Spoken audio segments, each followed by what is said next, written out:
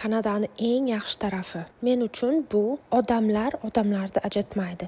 Sen boysan, sen kambag'alsan, sen yaxshiroq kiyingansan, sen yomonroq kiyingansan, sen otang kambag'alroq, sen onang pastroq, sen mana bu tabaqadansan, men toza qondanman degan narsalar yo'q.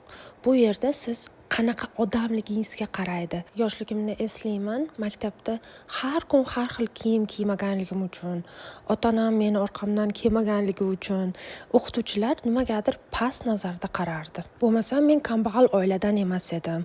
Ota-onam bor edi, opalarim bor edi.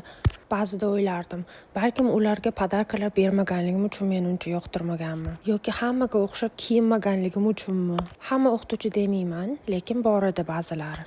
Kanadada oddiy kiyinib yurish mumkin odam, lekin puli ko'p bo'lishi mumkin. Oddiy uyda yashashi mumkin, lekin yaxshi oiladan bo'lishi mumkin. Shuning uchun ham nimagadir meni tajribamda Kanadada biror marta yomon nazar bilan yoki kimdir meni past nazarda ko'rganini his qilganim yo'q. Bo'lmasa men oddiy kiyinaman, ko'p bo'yamayman. Ko'proq odamlarga qanaqa muomala qilishimga qarab menga muomala qilishgan. Bu gapim bilan O'zbekiston yomon, Kanada yaxshi demoqchi emasman, lekin men Kanadada o'zimni juda ham komfortni his qilaman va kimgadir men o'zimni pulim borligi, diplomlarim borligi, hayotda nimagadir erishganligimni ko'rsatishim shart emas. Men oddiygina odam bo'lsam bo'ldi.